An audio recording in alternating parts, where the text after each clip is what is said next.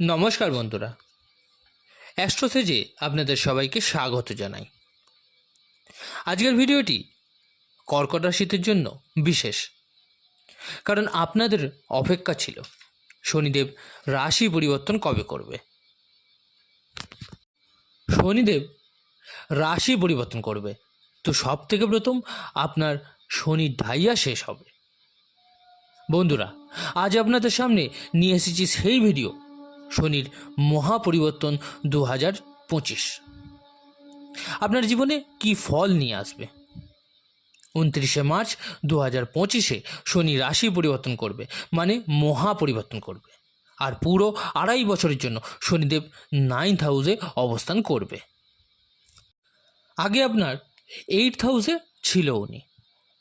শনিদেবের এই রাশি পরিবর্তন আপনার জীবনে কি চেঞ্জেস নিয়ে আসবে। শনির ঢাইয়া শেষ হয়ে যাবে তো কি ফল পাবেন আপনি।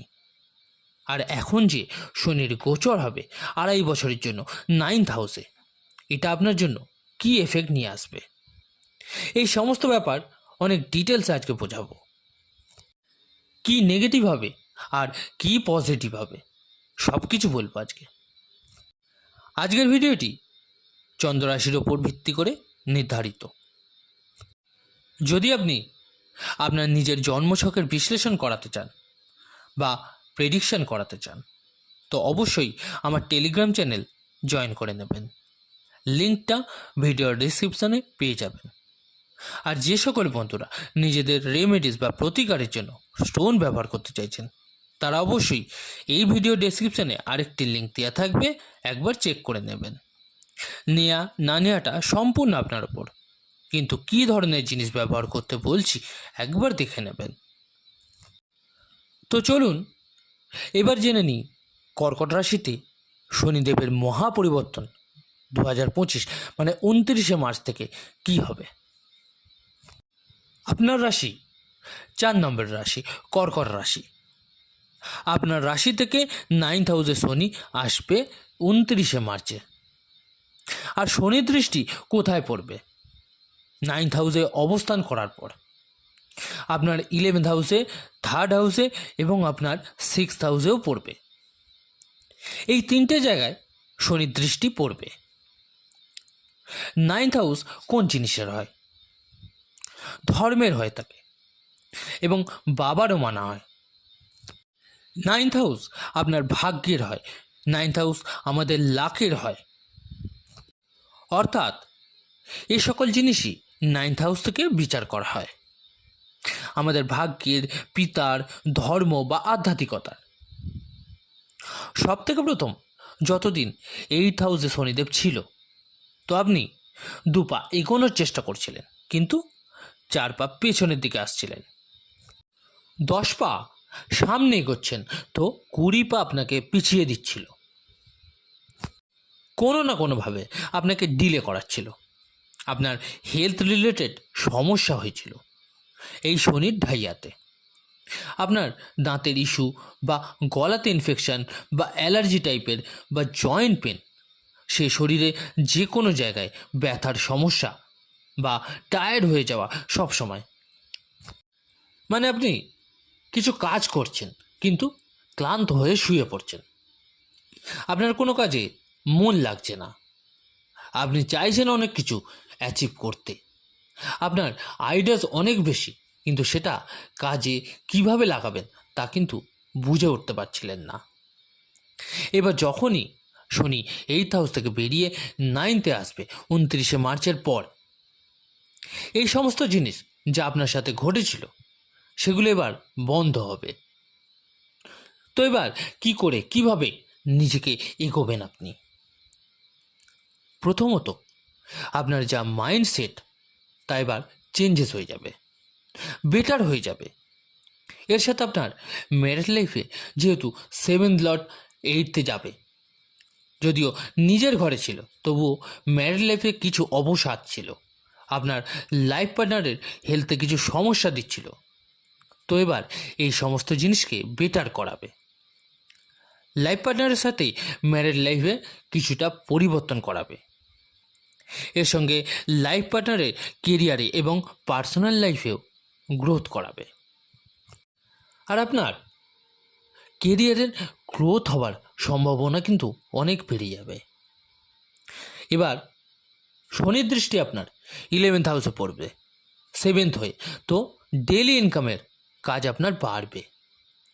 যদি আপনি ডেলি ইনকামের কাজ করেন, নিজের ব্যবসা বা ফ্যাক্টরি বা নিজস্ব কোম্পানিতে, আপনি বেশ কিছুটা উন্নতি কিন্তু দেখতে পাবেন। ইমপ্রুভমেন্ট আসবে আস্তে আস্তে, এমন নয় যে একবারেই অনেক উন্নতি দেখতে পাবেন, কিন্তু আস্তে আস্তে সময় এগোলে ইমপ্রুভমেন্ট লক্ষ্য করতে পারবেন নিজের কাজে। শনির 11th হাউসে দৃষ্টি পড়ার ফলে এক্সট্রা ইনকামের সোর্স, পাবলিক ডিলিং এর কাজ বা এক্সট্রা ইনকামের কাজ আপনার জন্য ভালো হবে। শনির দৃষ্টি 3rd হাউসেও পড়বে। একটা ব্যাপার লক্ষ্য রাখবেন, আপনার সোশ্যাল সার্কেল বা আশেপাশের লোকেদের সাথে যাতে আর্গুমেন্টস না হয়, তার থেকে বেঁচে চলবেন। শর্ট ট্রাভেল আপনার বাড়তে পারে, ধার্মিক যাত্রা বাড়তে পারে শনির পরিবর্তনের ফলে। এর সাথে কিছু বড় করতে চাইছেন, কিছু জিনিস পারচেস করতে চাইছেন, তা পূর্ণ করতে পারবেন, অবশ্যই দেখে নেবেন। তবে শনি ভাগ্যস্থানে থাকার দরুন একটু ডিলে করাবে। ফুলফিল হয়ে যাবে সব, কারণ ঢাইয়া শেষ হয়ে যাবে, তবে একটু সময় লাগবে এবং হবেই হবে। তবে আপনার বাচ্চাটি কেমন তার ওপর কিছুটা নির্ভর করবে। এটা গ্রহদের গোচর, যা আপনাকে সাপোর্ট করতে এবং আপনার জীবনে চেঞ্জেস আনার প্রয়াস করবে।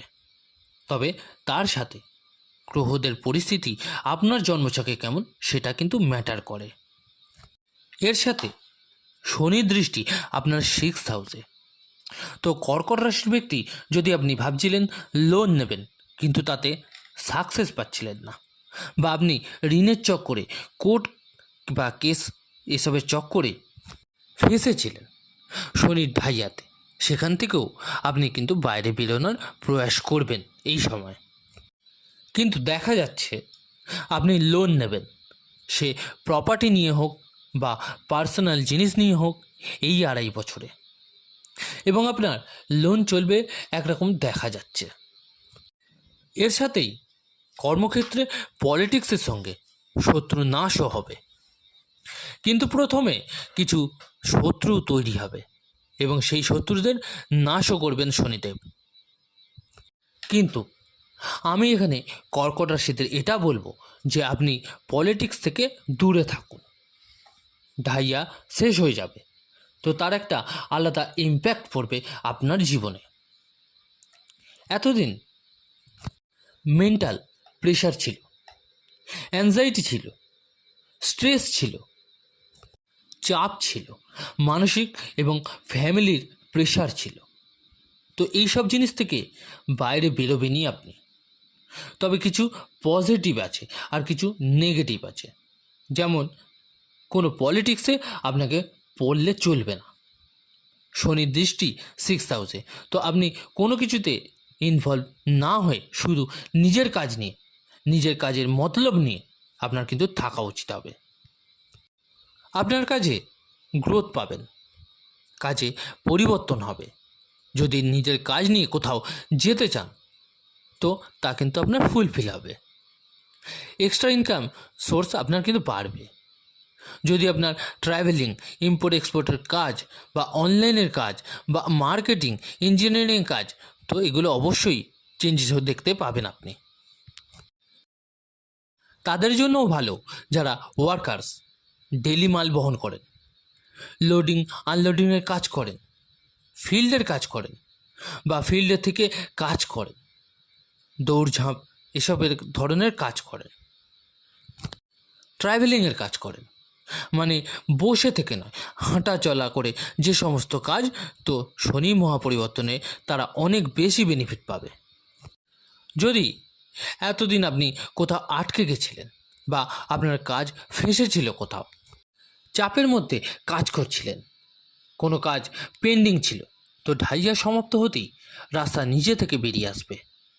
যেখানে আপনি মানসিক চাপে ছিলেন সেখান থেকে বেরিয়ে আসবেন। এবার দেখে নেবেন, অবশ্যই হবে এটা। এখনও বলবো আপনাদের শনি ভাগ্যস্থানে আসছে, তো যা করতে চাইছেন করুন, কিন্তু তাড়াহুড়োই করবেন না। কর্কট রাশিরা যেখানেই আপনারা তাড়াহুড়োয় কাজ করবেন সেখানেই লস হয়ে যাবে, এটা অবশ্যই হবে, সেটা দেখবেন। আর ঠিক উল্টোটা হবে, যেখানে আপনি থেমে কাজ করবেন, আস্তে ধীরে বুঝে শুনে ধৈর্যের সাথে চিন্তা ভাবনা করে, সেখানেই আপনার কাজে সাকসেস পাবেন।